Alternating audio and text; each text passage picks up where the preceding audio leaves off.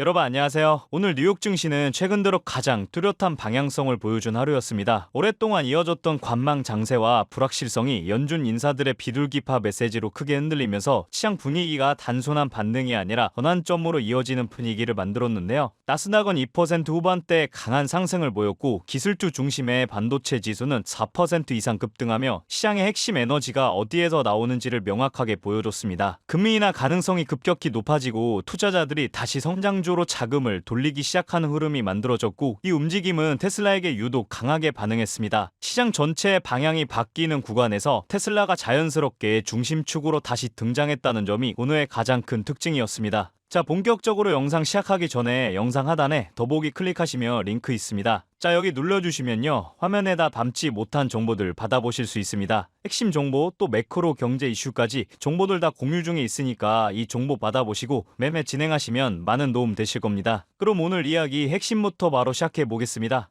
오늘 시장을 움직인 핵심은 연준 인사들의 연속된 메시지였습니다. 월러 이사는 다음 회의에서 금리 인하를 지지한다고 밝히면서 시장을 깜짝 놀라게 했고, 데일리 총재도 노동시장의 약화를 이유로 정책 전환 필요성을 언급했습니다. 이런 발언들이 이어지자 시장의 반응은 아주 빨랐어요. 12월 금리 인하 가능성이 하루 만에 80%대 중반까지 뛰어오르며 사실상 피봇이 임박했다는 해석이 나왔습니다. 이 분위기 속에서 기술주들이 빠르게 반등했고, 특히 AI와 반도체는 장중 내내 강한 기세를 이어갔죠. 그런데 테슬라는 이 움직임을 단순히 튼 게 아니라 시안나는 별개로 움직일 만한 뉴스까지 겹치면서 더욱 강하게 치고 올라왔습니다. 시장을 뒤흔든 건 머스크가 새벽에 남긴 짧은 트윗이었습니다. 머스크는 AI5 칩이 거의 마무리 단계에 있고 이미 AI6 개발을 시작했다고 말했죠. 단 한 문장이었지만 시장은 즉각 반응했습니다. 이게 단순한 기술 업데이트가 아니라 테슬라의 정체성을 다시 확인시켜주는 메시지였기 때문입니다. 테슬라는 전기차 제조사라기보다 자체적으로 AI 칩을 설계하고 그 칩을 기반으로 데이터를 모아 스스로 학습하는 시스템을 만드는 기업에 가깝습니다. 이미 수백만 대의 차량에 AI4 칩이 탑재돼 있고 이 차량들이 전 세계 도로에서 매일 데이터를 수집하고 있죠. 그 데이터는 다시 FSD 학습으로 연결되고 그 결과가 다음 세대 칩으로 이어지는 구조입니다. 머스크의 이번 발표는 그 순환 구조가 앞으로 더 빨라질 거라는 의미로 시장이 받아들였습니다. 여기에 테슬라가 이번 주말 한국에서 FSD를 공식 출시하면서 흐름이 더 탄력을 받았습니다. 한국 도로는 워낙 복잡하고 변화가 많은 곳이라 자율주행 시스템에게는 굉장히 까다로운 환경으로 알려져 있습니다. 이런 곳에서 FSD가 허용됐다는 건 기술적 완성도뿐만 아니라 규제 측면에서도 중요한 신호죠. 한국에서의 데이터는 단순히 한 국가의 도로 정보가 아니라 아시아 전역으로 확장될 교두부 역할을 하게 됩니다. 주행 패턴의 다양성, 도시 밀집도, 예측하기 어려운 교통 흐름 등이 FSD 학습에 큰 역할을 하게 될 테고요. 이는 테슬라가 미국의 지역에서 확보하지 못했던 데이터까지 손에 넣게 되는 구조라 앞으로의 학습 속도는 분명히 달라질 겁니다. 테슬라의 핵심 경쟁력은 바로 이 순환 구조입니다. 자체 개발한 AI 칩이 차량에 들어가고 그 차량들은 실제 도로에서 어마어마한 양의 데이터를 모읍니다. 수집된 데이터는 다시 FSD 학습으로 이어지고 학습 결과는 다음 세대 칩과 알고리즘으로 되돌아오죠. 이 과정이 반복될수록 테슬라는 기술적으로 스스로를 강화하는 구조를 만들게 됩니다. 경쟁사와의 격차는 자연스럽게 벌어지게 되는 거고요. 이번 AI5, 6의 언급과 FSD 한국 출시까지 겹치면서 이 순환 구조는 미국을 넘어 글로벌 단계로 확장될 기반을 갖추기 시작했습니다. 시장이 오늘의 뉴스가 아니라 테슬라가 만들어가는 구조를 다시 보기 시작한 이유가 여기 있습니다. 오늘 시장은 테슬라를 단순한 자동차 기업으로 보지 않았습니다. 성장주 전체가 움직이는 와중에도 테슬라만큼은 완전히 다른 카테고리로 묶이는 분위기였죠. AI 칩 개발, FSD 확장, 글로벌 데이터 네트워크의 확대, 이런 요소들이 합쳐지면 시장은 자연스럽게 테슬라를 제조기업이 아닌 AI 플랫폼 기업으로 보기 시작합니다. 그리고 그 순간부터 평가 방식이 달라지겠죠. 전통적인 자동차 기업은 정해진 밸류에이션 틀 안에 갇혀 있지만 AI 기업은 그 틀이 훨씬 넓고 유연합니다. 여기에 금리 인하까지 더해지면 성장성에 대한 기대는 더 커지고 테슬라가 받는 시장의 시선도 지금과는 달라질 가능성이 높습니다. 오늘의 움직임은 그 변화를 보여주는 첫 장면에 가까웠어요. 시장이 테슬라의 본질을 다시 보기 시작했다는 점이죠.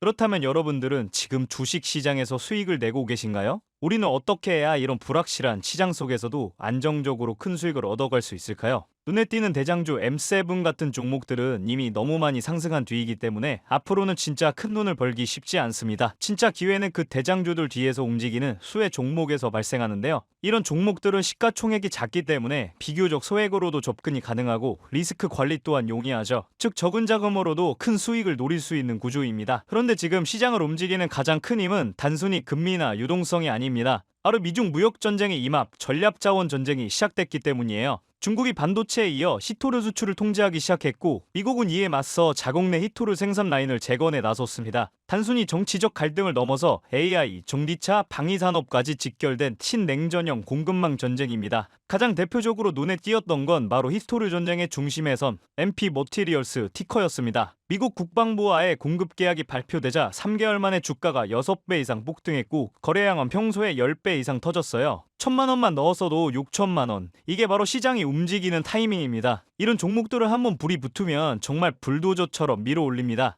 왜냐면 시장의 자금은 테마에 몰리기 때문이에요. 하지만 여러분, 중요한 건 여기서 끝이 아닙니다. 한두 종목이 폭등하고 끝나는 이야기가 아니라 산업 전체의 판이 바뀌는 신호라는 점이에요. 히토르 전쟁의 불길은 이제 리튬, 니켈, 코발트 같은 2차 전지 원자재까지 번지고 있습니다. 이미 티코와 LAC 같은 대장은 너무 멀리 가버렸지만 그 뒤를 따르는 진짜 수혜주들은 아직 초입에 있습니다. 히토르 자석을 제조하는 기업이나 리튬 정제를 담당하는 2차 밸류체인 혹은 이 자원을 기반으로 한 방산 전기차 부품 기업들이요. 이런 기업들은 아직 시총이 작고 조금만 자금이 들어와도 급등 파동이 나올 수 있습니다. 테슬라나 엔비디아 같은 재무가 탄탄한 기업에 중심을 잡고 이러한 기업들의 분산 투자하셔야 보다 더 큰 수익을 얻어가는 겁니다. 지금 시장은 분명히 움직이고 있습니다. 하지만 대부분의 개인 투자자들은 이 거대한 판이 어디로 흘러가는지조차 모른 채 뒤늦게 따라붙고 있어요. 진짜 돈은 먼저 움직이는 사람의 몫입니다. 그래서 제가 이번에 직접 현재 이 전략 자원 전쟁 속에서 가장 강하게 수급이 몰리게 될